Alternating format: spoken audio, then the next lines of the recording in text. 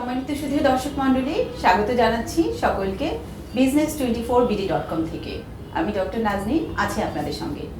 দেখছেন আপনাদের প্রিয় অনুষ্ঠান ভালোবাসি শিশুর হাসি, এবং প্রতিবারের মতোই আজও আমরা একটি নতুন বিষয় নিয়ে আপনাদের সামনে উপস্থিত হয়েছি।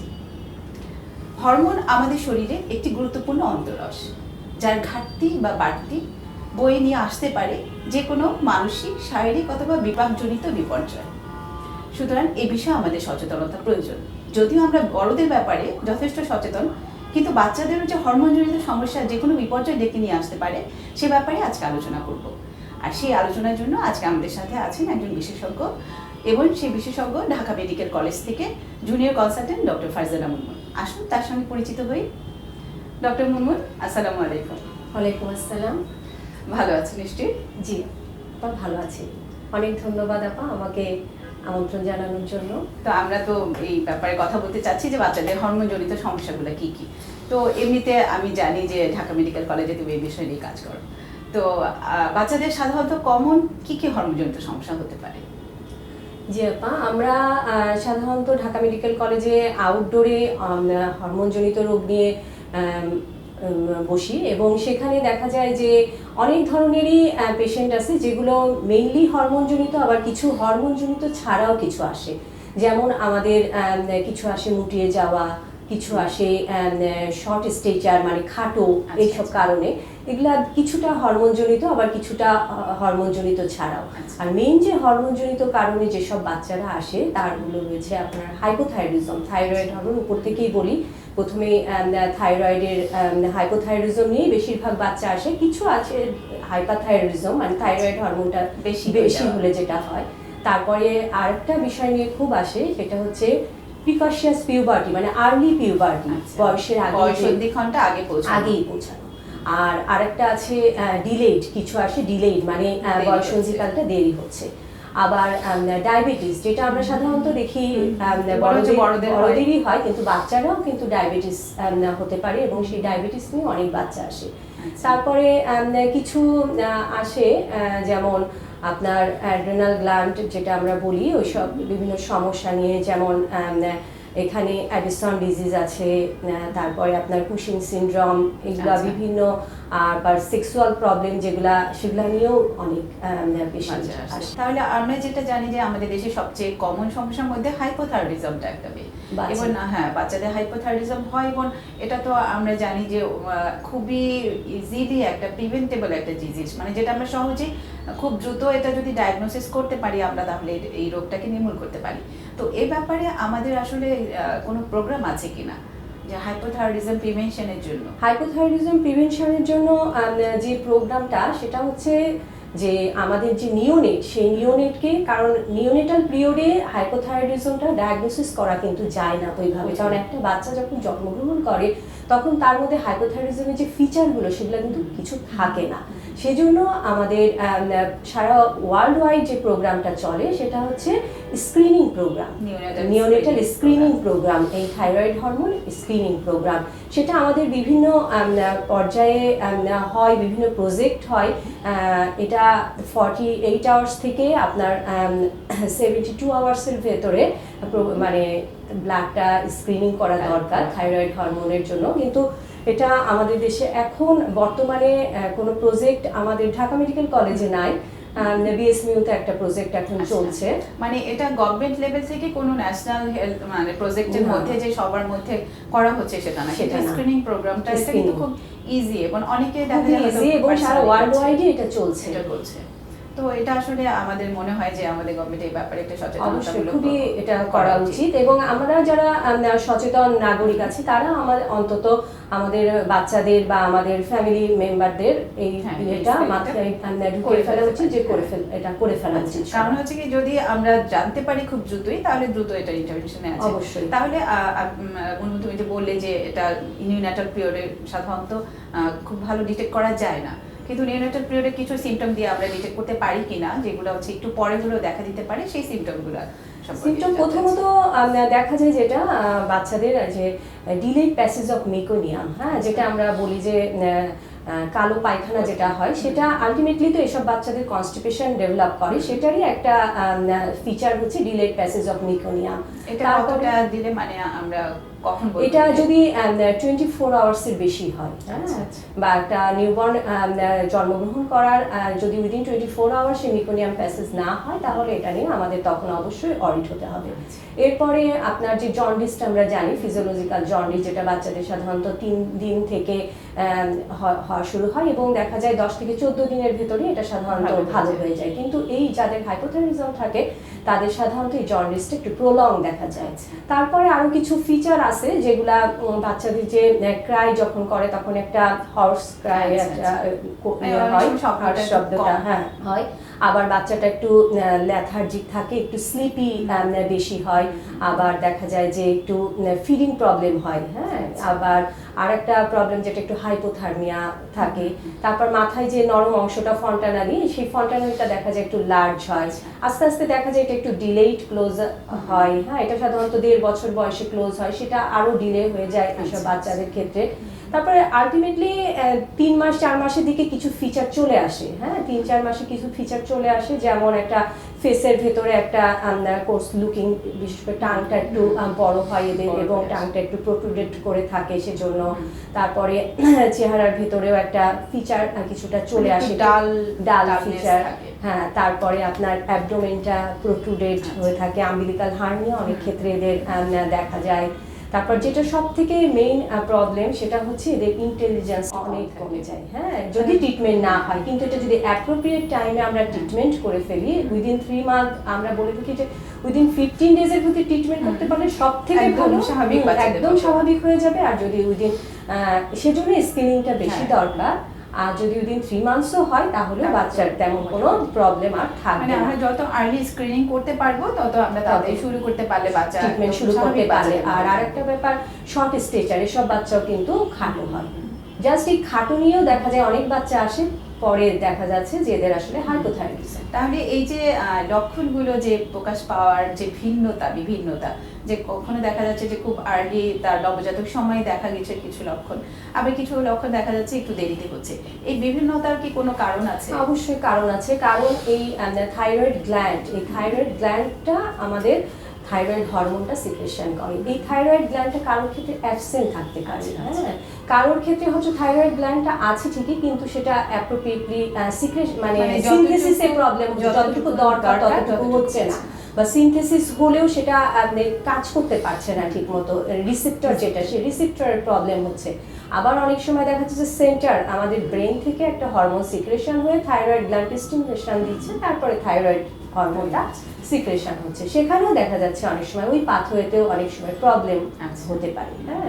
এই জন্য কারোর ক্ষেত্রে দেখা যায় লক্ষণ, এটা মানে থাইরয়েড হরমোনটার উপর ডিপেন্ড করতেছে। যার শরীরে অল্প পরিমাণ আছে তার তো ফিচার একটু পরেই দেখা দিবে। তো এই ক্ষেত্রে আসলে আমাদের শিশু বিশেষজ্ঞ যারা, তাদের কিছু গুরুত্বপূর্ণ ভূমিকা পালন করতে হয়। কারণ একদম জন্ডিসটাকে অনেকে স্বাভাবিক ভাবে নবজাতক সময়, এবং অনেক সময় দেখা যায় যে প্রথম কালো পায়খানাটা করতে একটু দেরি হলো, এটাকে তারা অতটা আমলে নেয় না। একটা জন্ডিস প্রলংড হলে বাচ্চা যদি একটু আপনার স্লিপ থাকে, তখন একজন শিশু বিশেষজ্ঞের এই ব্যাপারে একটু। আর তাছাড়া এই পরীক্ষাটা খুব বেশি কস্টলি না, এবং যে কোনো সেন্টারেই হয়, এবং বাংলাদেশের যে কোনো জায়গাতে হচ্ছে।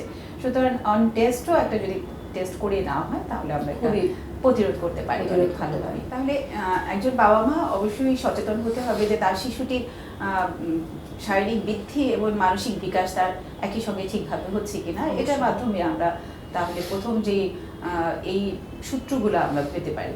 তো আমরা, তুমি যেমন প্রথমে বললে যে কিছু কারণ আছে যেগুলোর জন্য আমাদের হাইপোথাইরয়েডিজম হতে পারে বাচ্চাদের, তার মধ্যে একেবারে জন্মগতভাবে অ্যাবসেন্ট থাকতে পারে, কিন্তু কিছু কিছু ক্ষেত্রে দেখা গেল হয়তো বা জন্মগত ত্রুটি ছাড়াও কি আমাদের বাচ্চাদের এই হাইপোথাইরয়েডিজম রোগ হওয়ার পরবর্তীতে হবার কোনো সম্ভাবনা আছে কি?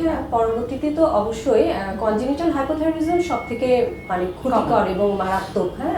এবং কমনও, কিন্তু অ্যাকোয়ার্ড হাইপোথাইরয়েডিজম এটা অ্যাডাল্টদেরও হয়ে থাকে। আবার আমাদের 6-7 বছর বা আর একটু বড় বা অ্যাডোলেসেন্ট পিরিয়ডেও দেখা যায় যে অ্যাকোয়ার্ড হাইপোথাইরয়েডিজম নিয়ে আসে। এইসব বাচ্চাদের যে প্রবলেমটা দেখা যায় তাদের হচ্ছে সাধারণত অটো ইমিউন যেটা আমরা বলি, এটা থাইরয়েডের এগেনস্টে, থাইরয়েড হরমোনের এগেনস্টে একটা অ্যান্টিবডি তৈরি হয় এবং এই অ্যান্টিবডিটা রিঅ্যাকশন করে তাদের হাইপোথাইরয়েডিজমের ফিচার এখানে দেখা যায় যে ওই রকম ত্রুটিগুলো হয়তো হয় না, কিন্তু একটা ল্যাথার্জি, একটা সবসময় স্লিপিনেস, বা দেখা যায় আর একটা হঠাৎ করে একটা নরমাল একটা বাচ্চার কিছু অস্বাভাবিকতা, কিছু অস্বাভাবিকতা, স্কুলের পারফরমেন্সটা একটু লো হয়ে গেল।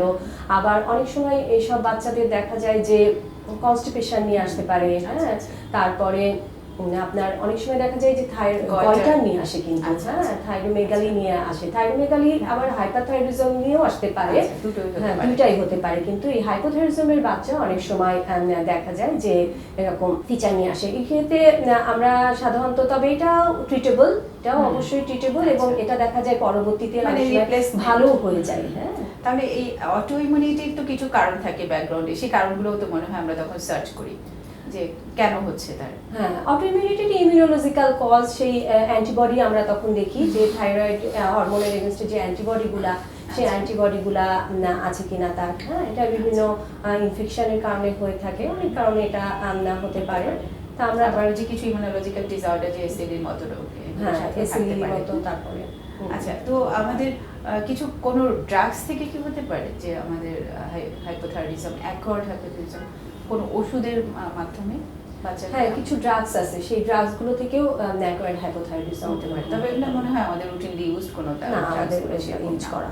আচ্ছা, তাহলে এখন আমাদের তো বাচ্চাদের ক্ষেত্রে তো তো একটা বাচ্চা যখনই এই ধরনের সমস্যাগুলো দেখা দিবে তখন তো বাবা মা যথারীতি খুব এটা নিয়ে খুব উদ্বিগ্নই থাকে।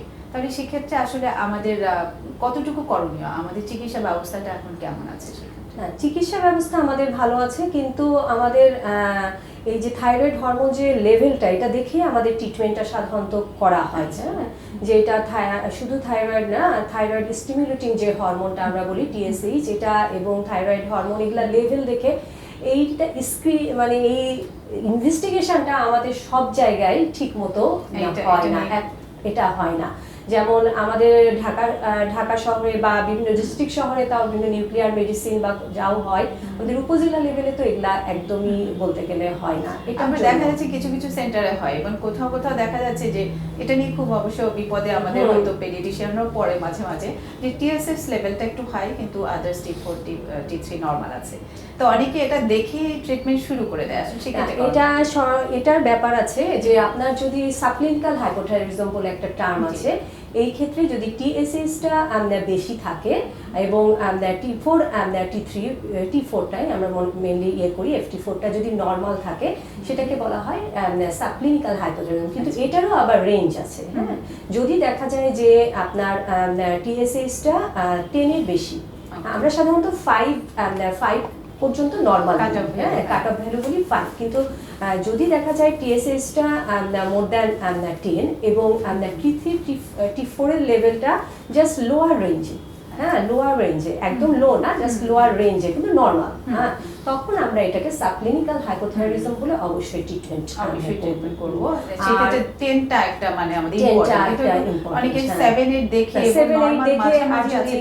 অবশ্যই উচিত না, এবং এটাকে আপনি দরকার হলে আরেকবার করান, ফলো আপ করান 2 মাস পরে বা কিছুদিন পরে, বা অন্য সেন্টার থেকে আপনি করালে দেখা যাচ্ছে যে হয়তো অন্য সেন্টার থেকেই আরেকবার করানোর সবসময় বলা হয়ে থাকে। এটা বইয়েও আমাদের আছে, এটা রিকমেন্ড করা আছে যে আরেকটা সেন্টার থেকে কিছুদিন পরে আবার রিপিট করা। তো অনেক সময় কি আমাদের মানে একটু যারা মুটিয়ে যায় যেসব বাচ্চাগুলো, ওবেসিটির সাথে কি হাইপোথাইরয়েডিজমের কোনো রিলেশন? জি, ওবেসিটি, হাইপোথাইরয়েডিজমে ওবেসিটি অবশ্যই একটা ফিচার, কিন্তু এই ওবেসিটির আগে অন্য ফিচারগুলো আসলে চলে আসে।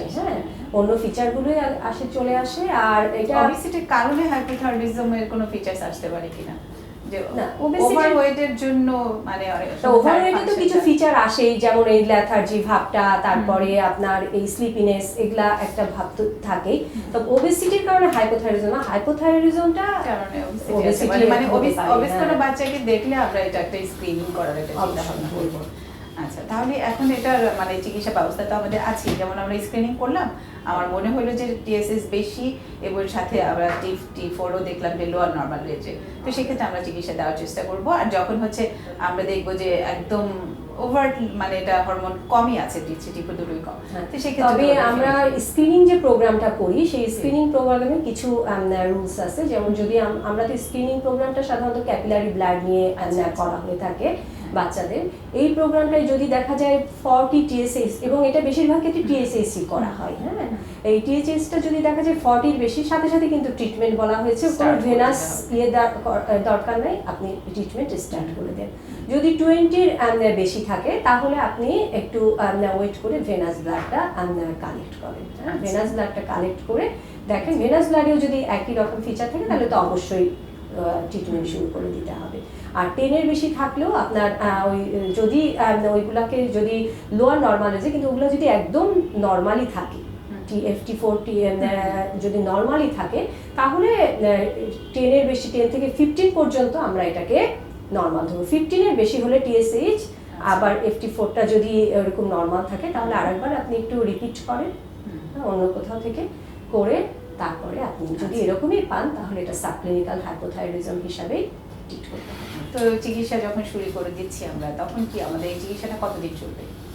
আচ্ছা, এই চিকিৎসাটা কতদিন চলবে এটা হচ্ছে পেশেন্টের উপরে ডিপেন্ড করে। যেমন যদি যাদের একদম অ্যাবসেন্ট থাইরয়েড গ্ল্যান্ড থাকে, কারণটা আইডেন্টিফাই করতে হবে। এই জন্য আমরা একটা আল্ট্রাসোনোগ্রাম করি সাধারণত থাইরয়েড গ্ল্যান্ডের, একদম কনজেনিটাল যেগুলো আল্ট্রাসোনোগ্রাম। কারণ থাইরয়েড স্ক্যানটা আমরা এক্ষেত্রে করি না, এই কারণেই করি না যে থাইরয়েড স্ক্যান করতে গেলে তাদেরকে আপনার থাইরয়েড যে হরমোন ট্রিটমেন্টটা আমাকে ডিলে করতে হয়, হ্যাঁ, কারণ ট্রিটমেন্ট চলাকালীন অবস্থায় স্ক্যানটা করা যায় না, আমরা ট্রিটমেন্ট ডিলে করতে চাই না, হ্যাঁ, সেই জন্য আমরা স্ক্যানটা সাধারণত করি না, এবং আমরা ট্রিটমেন্টটা কন্টিনিউ করি।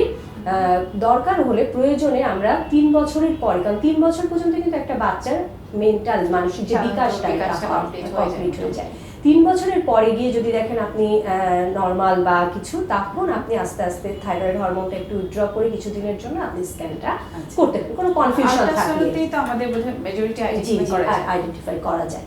এবং তারপরে আমরা সাধারণত যেটা করি ট্রিটমেন্ট দিলে, কারণ থাইরয়েড হরমোনের হাফ লাইফ অনেক বেশি, এই জন্য সাধারণত একটা ড্রাগ দেওয়ার পরই আপনি সেটা বুঝতে পারবেন না, আপনাকে কমপক্ষে 6 weeks, after 6 weeks two 2 month পরে আমরা রিপিট করি, এবং রিপিট করে দেখি। এবং একটা লেভেল যদি দেখেন, একটা মানে ইনভেস্টিগেশনে যদি আপনি দেখেন যে লেভেলটা মোটামুটি নর্মাল, তখনই কিন্তু আপনি ড্রাগটা বন্ধ করে দিবেন না বা সাবসাইড করবেন না, হ্যাঁ, আর একটু ফলো আপ করবেন, আবার এই লেভেলে দিতে থাকবেন। আবার অনেক সময় এমনও বাচ্চা পেয়েছি যে অনেক বেশি, হ্যাঁ, অনেক বেশি 150 আসছে, আচ্ছা টিএসএস 150 আসছে, খুবই হ্যাপিনেস। কিন্তু আমি ট্রিটমেন্ট দিলাম 6 উইকস পরে, যে রিপিট করতে বললাম 6 উইকস পরে দেখা গেল একদম নর্মাল, হ্যাঁ। এটার কারণ কি? এটার কারণ হচ্ছে যেটা আমরা দেখেছি বেশিরভাগ ক্ষেত্রেই হয় তার প্রথমটা ভুল ছিল, বেশিরভাগ ক্ষেত্রে এটা অনেক হয়ে থাকে।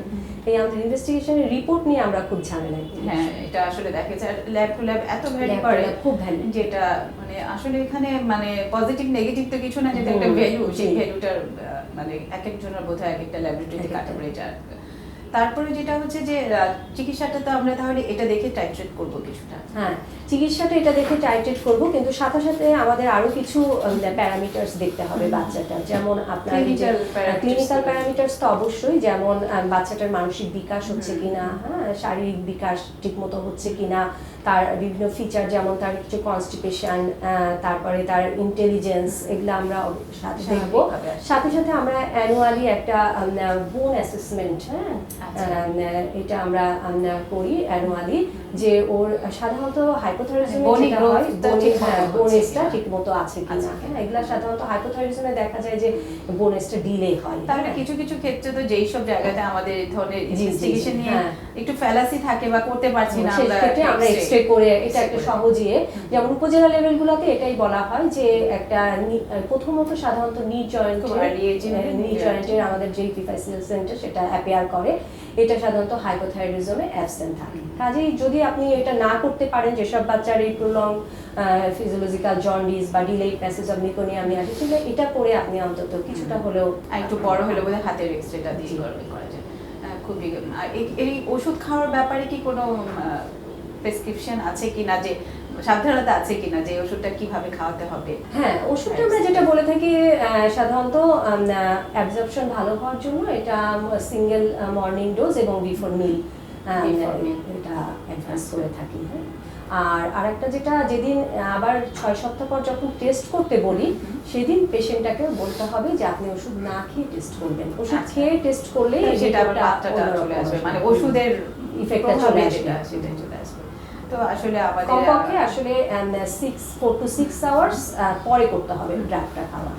হ্যাঁ, এটা খুবই গুরুত্বপূর্ণ। থাইরক্সিনটা আমাদের একটা লাইফ সেভিং একটা ওষুধ, এটা ছাড়া তো আমাদের চলবেই না। সুতরাং এটা ব্যাপারে সচেতনতাটাই আমাদেরকে আসলে প্রতিরোধ করতে পারবে। আমরা চাই যে কোনো বাচ্চাই যেন হাইপোথাইরয়েডিজম নিয়ে 1 বছর বয়স যেন অতিক্রম না করে, তার আগে আমাদের এটা ডিটেক্ট করা দরকার। তো এর পাশাপাশি আমরা আরো কিছু হরমোনাল সমস্যা নিয়ে আলোচনা করতে চাই। তার মধ্যে যেমন বলা হলো যে কিছু বাচ্চাদের ইদানিং এটা বেশি দেখা যাচ্ছে যে বাচ্চাদের আর্লি পিউবার্টি, বয়সন্ধিক্ষণে আর্লি, বিশেষ করে মেয়ে বাচ্চাদের ক্ষেত্রে যেটা বোঝা যায় যে তাদের ক্ষেত্রে মাসিকটা খুব তাড়াতাড়ি হয়ে যাচ্ছে।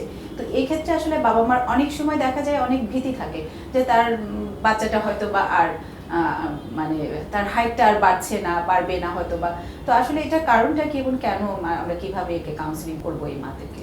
আচ্ছা, প্রথমত যে আমরা বলি বয়সন্ধিকালটা আগেই চলে আসে, এটা কাকে বলে সেটা বুঝতে হবে, জানতে হবে। যদি মেয়ে বাচ্চাদের ক্ষেত্রে এখন যেটা বলে যে 8 বছরের আগে যদি কোনো এই বয়সন্ধির কোনো ফিচার দেখা যায়, ফিচারের বলতে কি, একটা বাচ্চা যখন বড় হয় তখন প্রথমে কিন্তু মেয়ে বাচ্চাদের ক্ষেত্রে প্রথমে ব্রেস্টটা ডেভেলপ করে। হ্যাঁ, ছোট একটা হয়তো বার্ড প্রথমে দেখা যায়, ব্রেস্টের ডেভেলপমেন্টের বিভিন্ন স্টেজিং আছে, একটা বার্ড দেখা যায়, তারপরে আস্তে আস্তে ব্রেস্টটা বড় হতে থাকে। প্রথমে এটাকে বলা হয় থ্যালার্কি, তারপরে দেখা যায় যে হেয়ারগুলো, বিশেষ করে অ্যাক্সিলারি হেয়ার, পিউবিক হেয়ার, হ্যাঁ, এইগুলা ডেভেলপ করে। হ্যাঁ, তারপরে কিন্তু মেনস্ট্রুয়েশনটা নেওয়া হয়। কাজেই আমরা মেনস্ট্রুয়েশন হয়ে যাওয়ার পরে আসলে আসার পরে তখন আমাদের তেমন কিছু আর করা থাকে না। মেনস্ট্রুয়েশন হয়ে যাওয়ার পরে এর আগেই বাচ্চারা মেইন যে গ্রোথটা, হ্যাঁ, সেটা সাধারণত হয়ে থাকে। 95% কিন্তু যে হাইটটা সেটা কিন্তু মেনস্ট্রুয়েশনের আগেই বা পিউবার্টির আগেই হয়ে থাকে। তারপরে দেখা যায় আর কিছুটা, এটা দেখা যায় যে আপ টু মানে 2.5 থেকে 7 সেন্টিমিটার, মানে 1 ইঞ্চি থেকে 3 ইঞ্চি পর্যন্ত বাড়তে পারে আফটার পিউবার্টি। হ্যাঁ, তার মেইনলি 95%ই আগে বেড়ে যায়। সেজন্য আমাদের এই যখনই এই ফিচারগুলো দেখা যায়, এগুলা আসলে ইদানিংই বেশি বেড়ে গেছে। এটা আমাদের বিভিন্ন আমাদের যে অ্যাক্টিভিটিগুলো, আমাদের লাইফস্টাইল, আমাদের ডায়েটারি হ্যাবিট, এইসব কারণেই দেখা গেছে। আবার কিছু আছে আপনার কিছু আছে পলিসিস্টিক ওভারি, যেটা একটা কারণ, এটাও কিন্তু ইদানিং খুব বেড়ে গিয়েছে। কোনো মানে অন্য কোনো টিউমার জড়িত? হ্যাঁ, সেন্ট্রাল কজ, এটা আবার 2টা কারণে হয়। হ্যাঁ, একটা সেন্ট্রাল কারণে হয়, একটা পেরিফেরাল কারণে হয়, কিন্তু ম্যাক্সিমামই হয় ইডিওপ্যাথিকই। কিন্তু যেটা আসলে কিছু করার, মানে ইদানিং আমরা যেটা পাচ্ছি আমরা তাহলে ম্যাক্সিমাম ইডিওপ্যাথিক। হ্যাঁ, পরিবেশগত। আর কিছু আছে সেন্ট্রাল কারণ, যেমন ব্রেনে কিছু টিউমার হলে এটা হতে পারে। হরমোন প্রডিউসিং টিউমার, যেগুলো হরমোন প্রডিউসটা বেশি বেশি স্টিমুলেট করতেছে, ফলে সেক্স স্টেরয়েড হরমোনগুলো বেশি বেশি তখন সিক্রেশন। আবার এদিকে ওভারিয়ান টিউমার, এদিকে এই ক্ষেত্রেও হতে পারে পেরিফেরাল কজ হিসাবে, তখনও এই এগুলো প্রিকশিয়াস পিউবার্টি নিয়ে বাচ্চারা তাহলে এটা যদি 8 বছরের পরে হয় তাহলে সেই ব্যাপারে খুব বেশি একটা এটা বলা হয় বিফোর 8 ইয়ার্স। হ্যাঁ, আর মেনস্ট্রুয়েশনটা বিফোর 10 ইয়ার্স। হ্যাঁ, আচ্ছা, সাধারণত 1 থেকে 2 বছর লেগে যায়। তাহলে সচেতন হতে হবে মাদেরকে, যখনই দেখা দিবে যে তার 8 বছরের আগেই বাচ্চার ব্রেস্ট ডেভেলপ করছে বা হেয়ার ডেভেলপ করছে, তখনই সচেতন হতে হবে। তো বেশিরভাগই দেখা যাচ্ছে যখন মেনার্কি নিয়ে যখন আসলো তখন হয়তো আমাদের আসলে কিছু করার থাকে না। তো যদি চলেই আসে এই অবস্থাতে, তা আমাদের কি এটাকে ডিলে করার মানে আর কিছু ডিলে করার আছে? প্রথমত আমরা আসলে তখন ইডিওপ্যাথিক কজই তো বেশি হয়ে থাকে, তারপরেও আমরা ইনভেস্টিগেশন তো করব, হরমোন লেভেলগুলো আমরা করে দেখি যে যদি দেখা যায় হরমোন লেভেল কেমন, হ্যাঁ, যদি বেশি থাকে, তারপরে ইস্ট্রোজেন, এদিকে আমাদের ওই যে সেন্ট্রাল থেকে যে FSH LH যে হরমোনগুলো সিক্রেশন হয়, তারপরে আপনার একটা আল্ট্রাসোনোগ্রাম করে দেখি আমরা ইয়ের অবস্থা। ইউটেরাস, ওভারি এগুলা। এরপরে আমরা একটা বোন এজ যেটা বললাম, এক্সরে করে দেখি তার বোন এজটা আসলে কেমন, ঠিক আছে অ্যাডভান্স কিনা। কিনা, হ্যাঁ এইসব গুলা করে ডায়াগনোসিস করে কিছু ট্রিটমেন্ট আছে, যেমন ওই আপনার যেটা সেন্ট্রাল থেকে বের হয়, হাইপোথ্যালামাস স্টিমুলেশন দেয় আপনার পিটুইটারি গ্ল্যান্ডকে, হ্যাঁ সেই পিটুইটারি গ্ল্যান্ড থেকে কিছু হরমোনাল সিক্রেশন হয়, সেই হরমোনগুলো আবার আমাদের সেক্স স্টেরয়েড যে হরমোনগুলো এগুলোরই অ্যানালগ হিসাবে একটা গোনাডোট্রপিন রিলিজিং হরমোন অ্যানালগ একটা মান্থলি ইনজেকশন দেওয়া হয়ে থাকে আপ টু পিউবার্টি পর্যন্ত আর কি। আপনি যতদিন হোল্ড করে রাখতে পারেন বা up to appropriate height achievement পর্যন্ত। কিন্তু এটা ট্রিটমেন্ট একটু এক্সপেন্সিভ, আর যদি সেকেন্ডারি কজগুলো থাকে সেক্ষেত্রে তো অবশ্যই ট্রিটমেন্ট করতেই হবে। তাহলে এটা একটা মানে আসলে অনেক সময় হয়তো বা এই সমস্যা নিয়ে বড় কোনো একটা তার ব্যাকগ্রাউন্ডে বড় কোনো সমস্যা থাকতেও পারে, সুতরাং এই ব্যাপারটা আমাদেরকে আমলে নিতে হবে। আমরা আসলে হরমোনাল আরো কিছু প্রবলেম নিয়ে আলোচনা করতে যাচ্ছি, কিন্তু আমরা অনুষ্ঠানের শেষ প্রান্তে এসে পৌঁছে গেছি। তো আরেকদিন ইনশাল্লাহ আমরা এই ব্যাপারে কথা বলবো। তো তার আগে আমরা একটু বিশেষ করে আমরা যেহেতু আমাদের সবচেয়ে কমন সমস্যা হাইপোথাইরয়েডিজম, এই ব্যাপারে আমাদের বাবা মাদের সচেতনতামূলক কিছু কথা বলে আমরা আজকে আমাদের অনুষ্ঠান থেকে আমরা আজকে বিদায় নিব। ধন্যবাদ। বাবা মাদের এটাই বলবো যে সবারই উচিত প্রথমত ফিচার থাকুক আর না থাকুক, বাচ্চাকে থাইরয়েড স্ক্রিনিং যেটা আমরা বলি, থাইরয়েড হরমোন টেস্টটা 5 দিনের ভেতরে বাচ্চার এটা করে ফেলতে। আর তারপরে কিছু ফিচার যেগুলো আমরা বললাম, যদি জন্ডিসটা বেশি দিন থাকে বা যদি দেখা যায় পায়খানাটা বাচ্চার কষা অথবা প্রথম যে কালো পায়খানাটা বের হয় সেটা যদি আসতে দেরি করে, বা বাচ্চা দেখা যায় যদি একটু ল্যাথার্জি মানে একটু সবসময় ঝিমিয়ে থাকে, খাওয়াতে প্রবলেম হচ্ছে, আপনারা অবশ্যই চিকিৎসকের শরণাপন্ন হবে। ডক্টর মুনমুন, অনেক ধন্যবাদ তোমাকে, আমাদের অনুষ্ঠানে তোমার মূল্যবান সময় দিয়েছো। আশা করি আমরা সামনে আবারও তোমাকে পাবো আমাদের সাথে। ধন্যবাদ আপনাকে। শুধু দর্শক মণ্ডলী, কথায় কথায় আমরা অনুষ্ঠানের শেষ প্রান্তে চলে এসেছি। আশা করি আমরা সামনে আবার আপনাদের সামনে আসবো নতুন কোনো সমস্যা নিয়ে। ততক্ষণ পর্যন্ত আপনারা ভালো থাকুন, সুস্থ থাকুন এবং দেখতে থাকুন আমাদের business24bd.com এর অন্যান্য সকল অনুষ্ঠানগুলো। ধন্যবাদ সকল।